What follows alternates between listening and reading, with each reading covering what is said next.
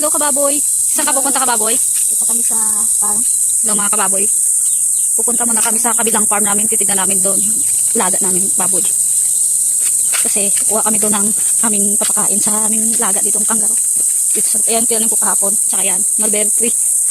Ewan ko lang kung tutubo yung mga yan. Yan, dyan muna kayo mga pato kasi punta muna kami sa farm. Kabilang farm, tignan natin yung mga kasamahan natin doon kung buhay pa. Ayan mga kababoy. Ito yung gawain dito ni Milit araw-araw. Patawid-tawid. May dala-dala ka pang sanduko, Nay. Dala siyang sanduko, baka may masalubong kaming ahas. Lalabuin ng ahas. Naka-umbrella, para lagi si Milit. Masukal na pala dumaan dito. First time ko dumaan dito, Milit. Ano meron dito? First time ko dumaan dito. Nay, di ba dati yung baboyan? Tigere. Walang ano, walang lamang baboy. Ha? Ito pala yung durian dito. Ito na yung durian dito. Yun. Wala mong bunga. Pero may nalaglag. Bilisan mo na magtakad eh. Papagodan ako. Ay, dapat nagkahulog ko. May isot. Baby. Yung mga kababoy. Mamaya na ulit tayo ng video kasi nakapagod na ako. Hingal na ako maglakad. Lalabas na dito sa portal. Lalabas na dito sa portal mga kababoy. Yan, farm. Farm. Ah, baka.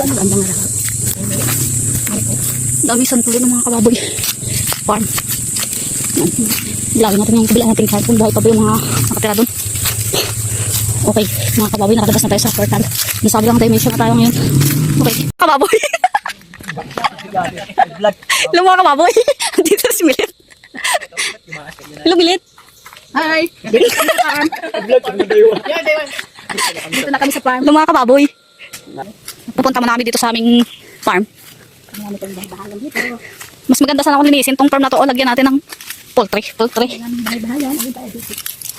Ang daming pagpayag dito sa farm. Dami palang niyog-niyogan dito, Nay. Dikit-dikit naman yung tanim ng niyog. Dami palang kawayan dito. Hindi natin binitbit yan. Bitbitin natin yung pabalik. Ito yung pagpayag ni Milet. Wow. Nakita nyo yan guys, yung pagpayag. Oh, may saging pa dyan. Oh. Mga kababoy, ito dati yung fish pond namin. Yan. Ginawa na siya yung palayan. Hanggang doon sa dulo. Tapos doon, kalamansian dati yun. Kaya lang wala nang ano. Sino nagpalinis doon sa kabila, Nay? Sa uncle nagpalinis. Ayan, nandito na si Milet sa kanyang munting kubo. Milet, mag-hi ka sa munting vlog mo. Hello, hi. Akyat tayo. Magsalita, introduce mo naman yung bahay mong. Ito bahay namin, bahay-bahayan lang, kubo. Para may Ito yung bahay kubo namin dito sa kabilang ibayo. kami medyo yan pag nandito yung Malayo-layo man. maggapas ng palay. Yan, tapos yan yung palayan. Dito, mayroon kami na. Ito dati yung aming fish pond. Dito. Dapat gawin natin ulit yung fish pond doon na yun. Doon, buhay pa ba yung bahay-bahayan ni Nini Jo doon? May isang kubo pa doon guys, doon sa kabila. Ano, katindo pa. Pwede naman matulog dito kung gusto nyo yan. Pwede magtulog-tulugan dito. Mainit. Para hindi masyadong mainit. Ayan. Milit, ano masasabi mo sa mga viewers mo? Magsalita ka na, Milit. Pagod na pagod si Milit ba? Pagod si Milit guys, di na marunong magsalita. Parang nautan na yung ano ko, kainit kasi.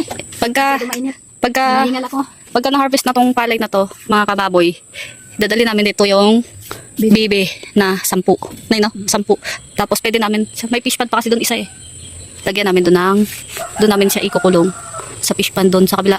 Punta tayo guys sa kabilang, yung ispading mo Milet. Punta tayo guys sa kabilang tampal ni Milet. Saraduhin mo naman natin tong bahay.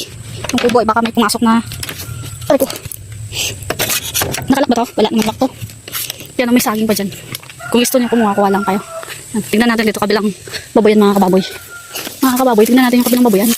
Hindi na nalinis yung lupa namin dito sa kabila. Kasi doon na kami sa kabilang bira lang. Pero araw-araw na pumunta dito. Si Mother. Andito yung fish pond kasi mga kababoy. Ayan yung fish pond namin dati. Kaya lang, kailangan pa yan linisin ulit. Tapos, meron ulit. May kubo pa dito isa. Ayan. Mga kababoy oh. Yan yung kubo namin. Kaya lang, masira-sira na tong kubo na to. Matibay pa mga kababoy. Ano, may outlet pa. May breaker pa. May iba pa rin. Yan, may ilaw pa dito mga kababoy. Pwede pa ano to eh, repair eh. Sa malading din na ako ay mga matikat mga tao. Matibay to guys. Matibay yung pundasyon nito. Yan mga kababoy. Tapos, ayan yung dating pigiri, mga kababoy.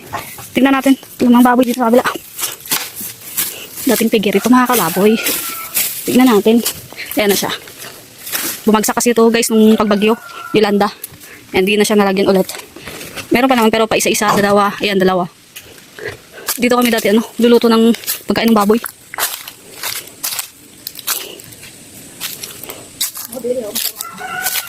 Ito guys, mulberry. Meron din ito dun sa amin sa likod bahay. Pero paano na, namumulaklak na siya. Yan namumulaklak na siya guys. Ito Chico, wala pang bunga.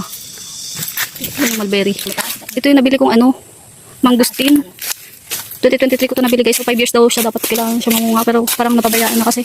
Bira lang kasi pumunta dito si nanay eh. Pero ngayon, nandito na kami. Balik-balik na kami dito. Para naman masukosan natin itong mga tanim at lupa. Mga kababoy, ayan kita nyo yan. Saging. Haba ng saging na lalaki. Tanim yan lahat milet. Tingnan natin yung sa may fish pond na sobrang masukal na pala dito milet. Before kasi mga kababoy, hindi to ganito ka sukal dito. Yung palaging nandito kaya lang minsan na lang makapasyal dito. Minsan kaya medyo sobrang sukal na. Kailangan lang natin malinisan ulit to. May balon kasi dito eh. Ito. Balon. Sukal na. Sobrang sukal na dito. Dapat na yung fish pond pati dati Tapos, di na medyo mahirapan na tayong i-recover. Pero pwede naman. Kailangan natin dyan naman power. Bihira na kasi. Wala na masyadong mukhang tao. Parang linis. Yan. At ayan na nga mga kababoy. Madali agwa daw yan mga kababoy. Tama ba? Pwede daw yan pakain sa mga alaga. Yan. Titignan daw ulit namin dito yung rice field. Ito, dilinisan namin to sa ilang araw. Kasi masyado na masukal dito eh. Ang dami kasi mga kubo sana dito eh. Kaya lang, biram lang kami pumunta dito.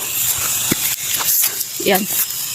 Maybe sa susunod na mga araw pagka hindi na kami busy-busyhan doon sa kabilang sa bahay namin doon. Punta kami dito. Maglilinis kami dito. Isang fish pond. Umapaw nga lang to dati na sobrang daming isda dito dati. Mga kababoy.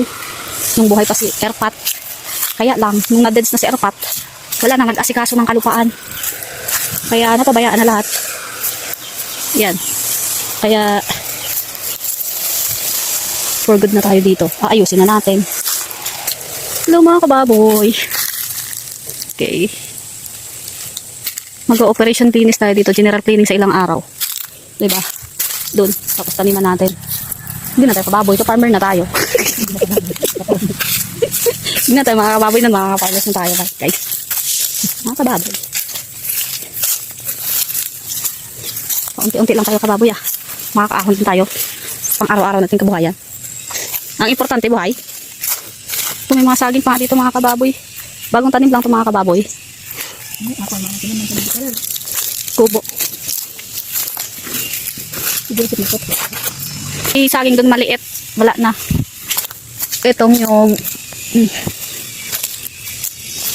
operation linis tayo dito mga kababoy. Ba't tabo? Ang dami pala nyug dito mga kababoy Magdala kaya kita na ito sa aton. Niyog para may pampayo kayo ito kung alin nagaha. Galiwat na nagpuskos. Hindi naman natapos yung bubong dito sa pubo na to. Milet. Ang daming lilinisin dito guys. Mga kababoy dami natin dito ang lilinisin. General cleaning yung mangyayari dito. Dito dati yung aming poultry. Bumagsak din siya sa bagyo. Yolanda ang nagpabagsak ng lahat ng kabuhayan. Mga kababoy. Kababoy, dali namin to sa kabilang dimension. Tatanim namin to dun sa gilid ng fish pond. Tapos saka na kami pulit dito babalik para ayusin yung kalupaan ni Milet. Comment down below mga kababoy kung ito ba yung madre agwa na pinapakain sa mga alagang hayop. So ipabalik na kami doon, may bitbit na si Milet na nyog 3. Okay mga kababoy, let's go.